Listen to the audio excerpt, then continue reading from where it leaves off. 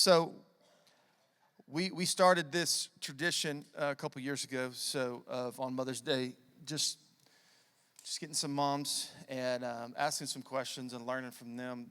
And why don't y'all do this? Just introduce yourself. I mean, I know y'all. Introduce yourself, family, kids, anything you want to say, anything, how you got connected to the church, all that. And we'll start with you, Holly. I'm Holly Helder. I am married to Tim Helder. We've been married 39 years. Oh, you got a big anniversary coming up. I have a lot to say about that, but we'll go. We have 3 kids. Nolan and his wife Casey live in Prairie Grove, and they have 5 of our grandkids. We have Clay, who is married to Emily, and they live in Fayetteville. And Carly and our favorite son-in-law, Bo. Not about you, Bo. They live in Farmington, and they have 3 of our grandkids, so 8 grandkids total. Hey. Yeah, so we're living life. We're empty nest, obviously, and loving it. So, and I have stories about that too, but Carly won't let me share them, so we'll pass. Cool. I'm Carly, Carly Waddell, and this is my mom, and I have 3 girls. I have 3 daughters. Joey is 5, and Ozzy is 3, and Rory is 1.5. Yeah, do we say something about legacy? That was the other You can part? if you want. No. I got connected with Legacy. I have known the Kimbrows for a long time, so we trusted them, and when they said that they were starting a new church, we just knew that God was calling us to that, so we trust them to lead in a way that the Lord is calling them to, so. And I'm Tiffany Cook. My husband, Marcus, and I have been married. It'll be 16 years this year. And I have 10-month-old twins, a boy and a girl, Hallie and Hayes. They're not here today. They've been sick, so my wonderful mother-in-law stepped in to watch them so Marcus could be here with me. But yeah, and we've known the Kimbrows as well for a really long time. I'm so thankful for them. And yeah, I'm excited to be here. Can't believe I'm up here. Yeah. It's amazing. All right, let's go jump right in. And y'all, this is laid back. If y'all want to jump in on anything, go ahead. But Tiffany, go ahead. And here's a question. What do you wish you had known before becoming a mother? How hard it is. Yeah, I mean, obviously, with my journey, we tried to have children for a really long time. And so that was always the only thing on my mind, right? Was just becoming a mom. I never really thought what was going to happen after the fact, but it's hard. Babies are hard, especially right now. I'm in, dealing with these little 10-month-olds, but how hard it is, and also just the season that I'm in with postpartum. That's really not talked about enough, I think, and just living in that season of you're learning who you are as a new mom, and you also are going through all these emotions. And so, postpartum is so serious, and that really caught me off guard. I don't know if y'all even remember that, but in those moments of postpartum where I feel kind of alone and not really sure what I'm doing, if I'm even doing this right in the hard times, I'm so shocked by how I can find this love within me for my children. Like, there are days where I really feel like I can't do this anymore, and my child smiles at me, and all of a sudden this light appears, and it's like, oh, this isn't so bad. What am I talking about? And so I've just been really surprised how strong I am as a mother, and how I've been able to find peace and love in those moments where I really think I just can't give anymore. So I'm still in the thick of it, Maybe next Mother's Day I won't fail this way, but yeah. Should we do a check-in? Yeah, check in, please. Carly, what about you? I would say, I had always kind of heard or seen the videos, like motherhood is hard, it's hard, but nobody was specific about it. It's like no one's talking about the nitty-gritty. They're not talking about the details of why it's hard. And I feel like for me, I just didn't know that it would bring out the most selfish parts of me. I never really considered myself, I guess we're all selfish in some ways, but I never really considered myself to be like overly selfish until I had kids.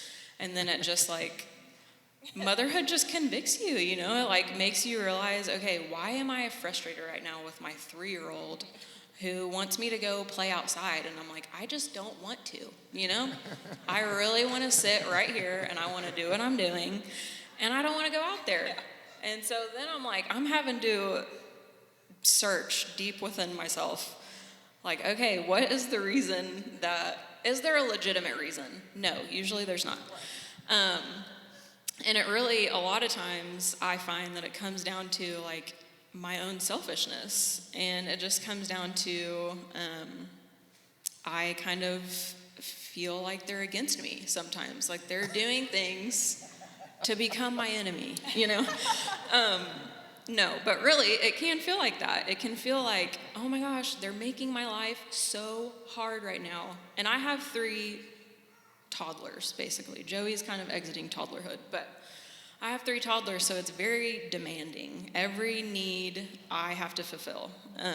And so, yeah, I just think that was the biggest thing that I was like, man, I wish I would have known this before I had a baby every 2 years, you know? Like, so I think that, but with that also, I wish I would have known kind of that aspect of like when they misbehave, when they're acting a fool, they're not against you. They are not your enemy. You know, they're a blessing. I think they are sometimes. Sometimes they are doing things to make me mad. But no, I think just remembering that those are also opportunities to have gospel conversations. The lack of sleep probably plays into all this, right? Sleep? Y'all get Never sleep? heard of her. I would think so. Holly, what would you say, is, shifting gears, the most rewarding part of raising kids? I think for me, probably becoming their friend when they're adults. So Tim and I, sorry, I'm a crier, you guys. I can't. Me too. Just ignore that part and try to reach in to find something that I'm saying. So when our kids were growing up, Tim and I were in everything. We coached their softball teams, or t-ball teams, or baseball teams. We immersed ourselves in their lives as much as we could. Taught Sunday school, helped with the youth group, all that stuff. But we never put ourselves in the friend zone with our kids. And I think it's because as parents, we felt like our job was to love them unconditionally, teach them, train them, discipline them, and equip them for adulthood. And so that's what we tried our best to do. And we never crossed that line into friendship. But now I think there's a mutual respect between they know what we've been through, we know what they're going through. And so we not only love each other, but we like each other. And we have a lot of fun, and we get together when we can, and we just enjoy our friendship. Carly and I talk every day. I'm thankful that I get to talk to my mom every day, and so. Well, you and Tim are great, great parents and grandparents. Agreed. Y'all have done a great job. Carly, you kind of mentioned it a little bit, but what if you had to choose like what the hardest part of raising kids, what would you say? A lot of things, but I think it's just the mental, spiritual, emotional load that it takes on you. Joey, when she was 3, we parented her in a different way than, like, we're throwing all that out the window with Ozzy. You know, it's like she's a different breed.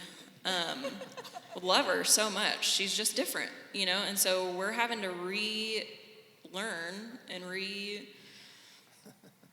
have these conversations that we already had with Joey. So it's like they're all different. All of your kids are going to be different for the most part. And so just having to like refigure that out, I think has been really hard. And that's probably more of the mental load that I talked about that makes it hard. And then there's the spiritual aspect of it. Like Joey's, like I said, exiting toddlerhood. She's about to turn 6 and go to kindergarten, which I can't even talk about. But she's entering into this more emotional or emotion-driven life. You know, she's trying to figure out what her emotions are even and why she feels a certain way, and she's just letting it all out. And I think it's been difficult for Bo and I to like remember, okay, we were 5 once, you know. It's hard to remember back to when you were that age and what you would have needed from your parents. And so we're trying to like, I'm trying to figure out my emotions also, hello.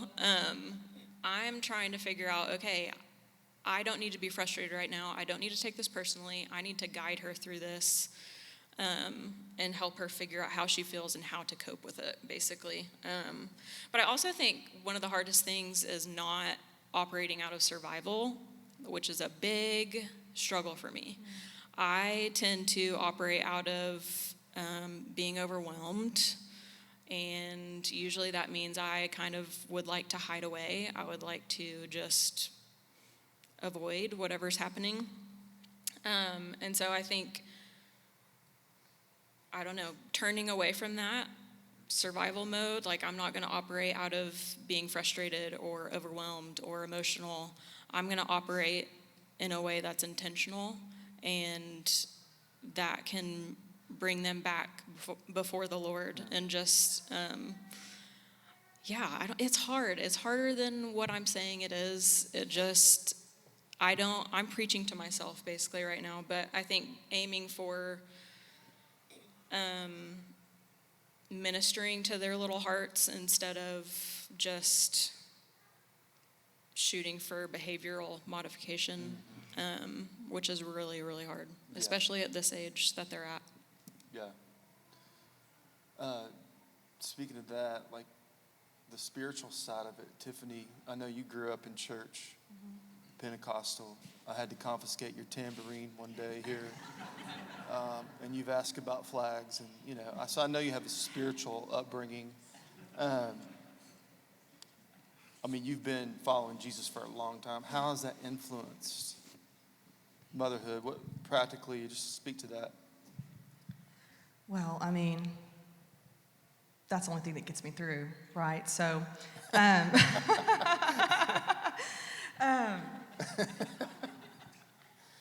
mean, I grew up in church and, you know, have been a believer my entire life, but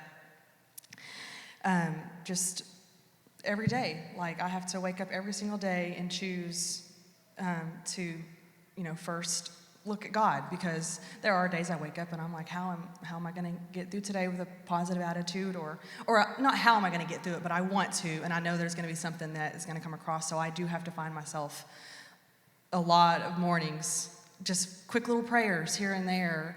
Lord, be with me while I feed my children this bottle, and please let them eat all of it. And Lord, be with me while I try to put them down for a nap in their crib, because that is absolutely impossible. But you know, I'm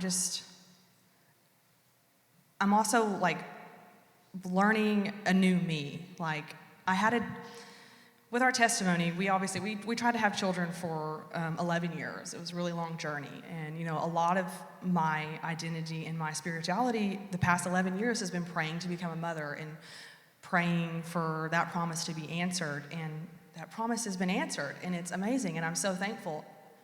And it's crazy how I really wasn't expecting this to happen, but like now I find myself when I'm praying, I'm like, okay, what am I going to pray for today? Because I got what I wanted. So like I'm learning a new way. I'm looking at God differently. I'm praying differently, because I'm not coming to him every day with this desperate need anymore. Now I'm just needing to come to him because I just need him in my life, you know? And so that's been a big opening for me that I'm still learning. I may not even be answering this the way you need me to, but that's something that's been on my mind heavily even the past, you know, 2 weeks of just trying to learn this new spiritual person that I am as a mom, and not as someone that's just desperate to becoming a mom. But I hope that. What would you, because I mean, we were along for y'all's journey. Yes, thank goodness. A lot of people, And several people in here. A lot of people in this room. Yeah. would you say anything to those that are in your spot that you were in, where they're struggling to get pregnant? Man, gosh, if it is so hard, and there are times, I've wondered if I ever have to speak to people on our journey when it comes to like trying to give encouraging words to that. But if there's someone in here that is struggling and then is on that journey, first I'm sorry. Like, it's so hard, it's so isolating, and like, even, people that, in our past, we had a life group at a previous church, and our entire group were infertility couples, and it was awesome because we had like this group of people that we could sit around and talk with, right? Well, month after month, year after year, these people got pregnant, and for a long time, it was just me and Marcus. We were like, wow, our entire group has had babies. Thank you, Jesus. But like, now we don't have a group because it's just me and my husband. You lost your community. We lost our community. And that's how it felt a lot of times. And so, even though we had a community, that was another thing. We have our people that were believing and praying with us. We had our church. We had people that we don't even know praying for us. And we found that out, once we got pregnant. Like, we're so thankful for that. But even knowing that there's all these people praying, it was still very isolating. And so if you're in that, I'm sorry, but know that when people tell you they're praying for you, they are. And when people tell you they're believing with you, they are. And I just want to encourage you to try not to give that, faith up, because even when Legacy opened, Marcus and I had to come to you and Ashley and say, we have no more faith. We really don't think this is going to happen. Like, we had a really hard 2 years. We had lost my father-in-law, and, we were just going through a lot. And we finally were like, we can't do this anymore. We're tired of praying. If we're not going to have children, just give us a sign and a plane in the air that says, you're not going to be parents. Move on. And, we wanted something, and you guys prayed for us and gave us some clarity, and we're thankful for that, because that really opened up doors in that moment. You guys were like our last effort, what's the word I was going to say? Our last effort of, okay, they're telling us not to give up, so we're not going to give up. And that led into our journey and where we are. But if you are in here and you're struggling, and you're not alone, even though you feel alone, you're not alone. And if you are, honestly, I'd love to meet you. But, yeah. Well, y'all are walking in a miracle, and it's cool to see.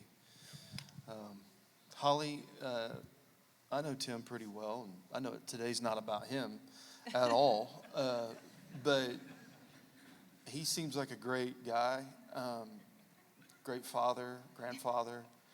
What's some things that he did when y'all were in like the mess of it, the prime time, all three kids?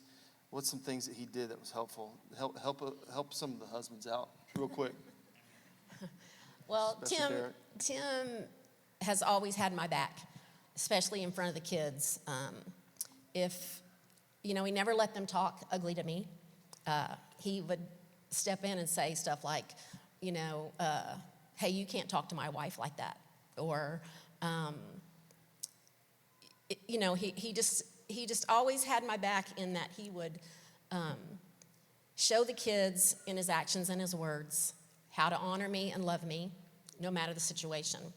So I'm a reactionary person. I shoot from the hip, and whatever usually I'm thinking comes out of my mouth, which is not a good combination. So, and Tim's more of a take a deep breath, evaluate the situation, the cop thing, and so when I would say ridiculous things like, okay, that's it, you're grounded for 1.5 years.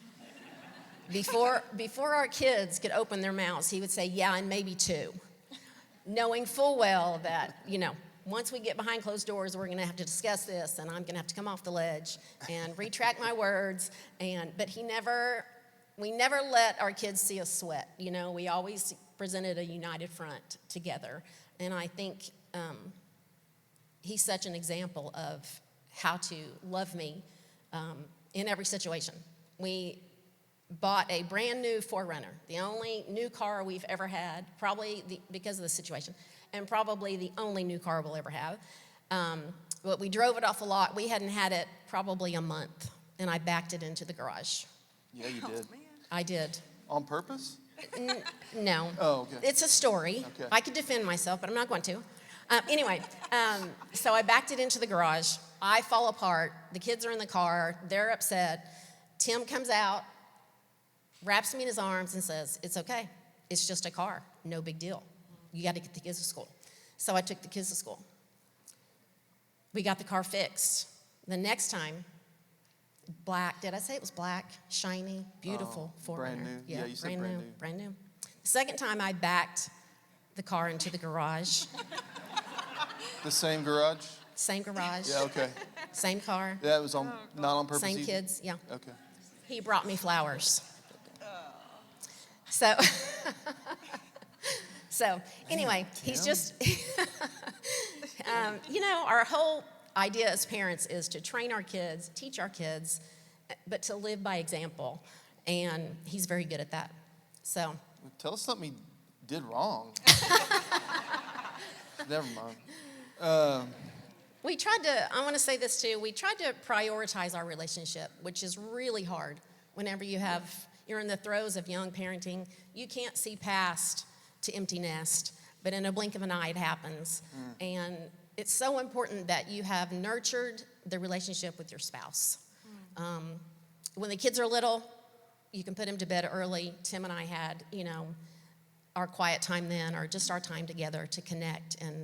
But when they got older and you're involved in all the activities and you're getting, you have some late nights, and on the nights that we were home, the kids still had a bedtime, a little later, but they still had a bedtime. They could read, watch TV, whatever, but they had to be in their room so that Tim and I could just sit on the couch. And sometimes that meant sit on the couch holding hands, zoning out in front of the TV. But we were together, we were connected, and it was quiet, and it was just our time. Yeah, a lot of marriages struggle when they enter the empty nest stage Absolutely. because their identity has been wrapped up in their kids for, And you don't want to waste a minute of long empty time. nest trying to get to know your spouse again. You want to be off and running because it's so fun. Yeah. It's so fun. Sounds like you've been having a little bit too much fun. We have a lot of It's fun. not that fun. Yeah. I mean, there's no offense, She's Carly. right there. No offense, Carly, but it is. It's fun, and it's hard to see out of what the situation that you're in right now. But and some pages are harder to turn in your life than others. And when you turn that empty page nest, it's a little tough. Yeah. It's. But once you get there, it's fun. Yeah, it seemed like y'all got off going pretty good with empty nests. It seems like y'all are enjoying it. We are, and now retirement on top of that, so it's Yeah. really fun. Carly, how do you maintain peace and trust in God's sovereignty, while all the challenges of motherhood, how do you do that? This one I also really struggle with. Spoiler alert. I am a highly anxious mom. I've been called a helicopter mom, okay? Who called you that? Who do you think? Yeah, so anyways, I try to maintain a sense of peace and trust by, and this is like such a Sunday school answer, reading your Bible. I used to get so annoyed when I would present an issue to people and they'd be like, "Have you prayed about it? Have you read the Bible?" And I'm like, "No, but what? Tell me what to read." So I would just, for me, and I would encourage all of you to just study it, soak it in. There are so many examples in the Bible where God displays his power and his faithfulness, and we are going through David, and so it's David had a long journey before he became king, but the time between when he was anointed and became king, a lot happened. So it's how much do you think that he was relying on God in that time? It's he had to fully rely on him to get to the point that he was aiming for, But also we see it in Daniel. He was delivered in so many ways by God, and we see it with the Israelites making it out of Egypt, and getting to the promised land. So it's that's just a few, literally 3 examples of all of the stories in the Bible of God displaying his power and his faithfulness. But we have to study and we have to soak it in to really know those and be able to pull them in a moment of despair, or like in a pit moment. You know, it's like my kids are being crazy. All three of them are screaming at me at the same time, needing something from me. And my natural inclination is to either scream back, join in with the screaming, or to like run away. I just feel like I want to hide in my room. But I think when we are so immersed in the Bible, we are reading it and we are studying it. We're not just like reading a devotional. Devotionals are great, but I think we need to like really dive into the Bible and do the work, do the studying, so that we can know what God says and we can know his character, and know that he's sovereign over every situation. It doesn't matter if, like I said, all three of my kids are screaming in my face, or if my husband's being wheeled back to open heart surgery. You know, it's like God is with me in both of those moments. He has never left us. He never left any of these people in the Bible. And those examples that I just gave you, or literally any example that you can pull from the Bible, he has never left us. So I think that's really important to remember, and it's really helped me. In the big moments where Bo's having surgery, but also in the everyday moments where I'm like, okay, God, I can take a deep breath, I can rest and know that I'm not smarter than you. You know what's happening, you know what's gonna happen, and you can help me through this, you can guide me through this. I think humbling yourself too before God and being like, I don't know more than you, actually. So I'm not gonna pretend. I'm not gonna act like I know more than you. I'm not gonna act like I'm more of a parent, like I know my kids better than you. I think humbling yourself, studying the word, too big. I'm glad you brought up Bo, because a lot of our church has been praying for him, and he's doing great. Would y'all give Bo a hand? Had a very intense, scary, open heart surgery, and has had a few bumps in the road, as he tends to do, but is doing great. So, y'all, in the midst of all that, you've also had all this other stuff. But Tiffany, you want to answer that question? Yeah, so for me specifically, it's a daily choice because I have twin babies, and it's double everything. It's double the cries, double the diapers, double the mommy. They're not saying mommy yet. They only say dada. Bitter about that, but it's double the decisions. So I have to just make it a daily choice. Like I said earlier, I have to wake up with that mentality of, today I'm going to make this about you, God, because they are from you. I don't have to have this under control.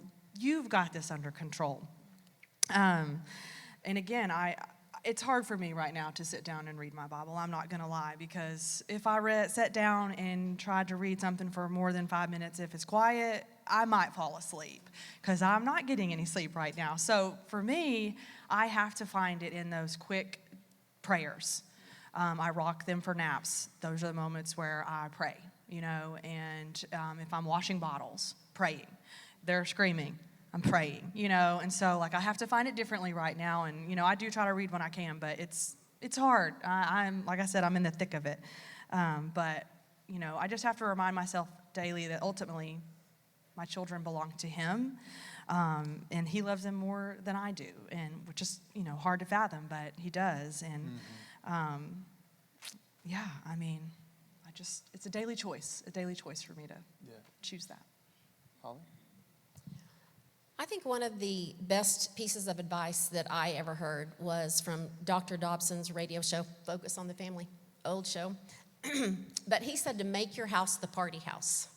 And it really resonated with me. And so Tim and I opened our home to our kids' friends.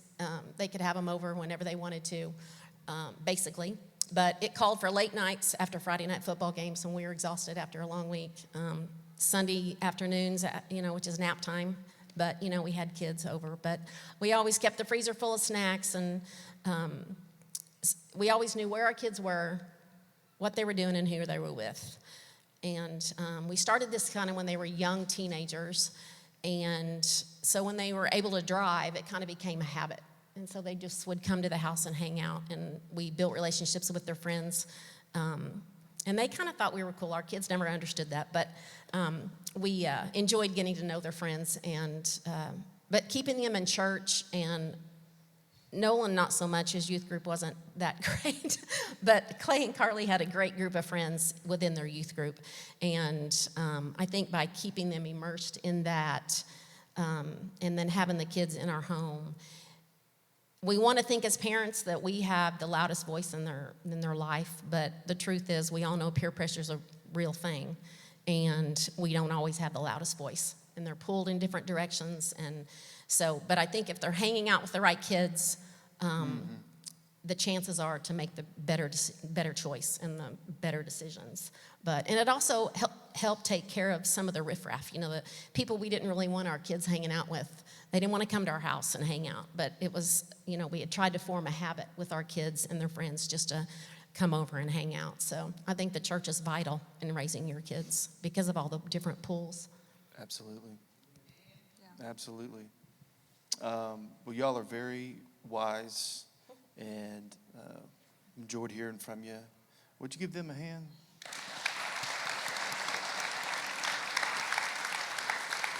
I do want you to answer one more question. I know I didn't prep y'all for this, the other one, but I just want you to speak from your heart. What do you want your legacy to be as a mother? Any one of you can go. And then we're going to have some prayer time. Ashley's going to come pray for us. What do you want your legacy to be as a mom? Well, for us, I hope my legacy as a mom is just, my kids will see what it looks like to model having faith in the unknown. Our whole journey was an unknown journey. We didn't know if we would ever even have children. I would have never guessed I'd be speaking on a Mother's Day panel. Prayed for it. Didn't think this would happen, and just how our journey came to specifically what it was, which didn't get into that, but that's okay. I just hope and pray that our children, as we raise them, see just how good God is and how faithful He is, and how we modeled that the best that we could by just standing in faith, knowing that hopefully one day this would happen for us, and it did. And that they just feel our love, and that we wanted them so bad. And I hope every day that they feel that love, and that, I don't know, I just really hope that they can just see Jesus through us in their story. So, yeah. What a miracle that you're doing this right now. I know. It's crazy. I mean, really, if you'd have told me this, I would have been like, I avoided Mother's Day every year. I couldn't do it. I about 2 to 3 years in trying, I was still going on Mother's Day, and I finally got to the point where I was like, I can't do this, because it was beautiful. I wanted to be here to celebrate all my amazing moms, and I wanted to be here because I was so happy for everyone. I was not bitter, and I was not upset. I was just sad. And coming here was hard because my friends, were like, we're thinking of you, and it just was too impossible. And so last year was my first one in 8 years because I was pregnant, and I was like, actually, I went the year before. I had came the year before, and Ashley was like, you're here. And I'm like, Jesus told me to be here today. And I was, and this was before I was pregnant. So, I'm so thankful to be a mom, even though it's hard. That's awesome. Carly? I think similarly, I want them to just see me parenting out of an overflow of love for God. And I just want them to see me doing things like serving out of love for Him, not for any other reason. I want them to know that all they have to do is look for Him and keep their eyes on Him, not on everyone else, I don't know. Yeah, I think I want my legacy to be that I loved the Lord, and that they saw that. They saw it practically. They saw it every day. Yeah. Great. I think for me, along the same lines is, I want them to know that I love Jesus and I lived out my faith every day. I told you this was going to kill him. That I love my family unconditionally and wholeheartedly.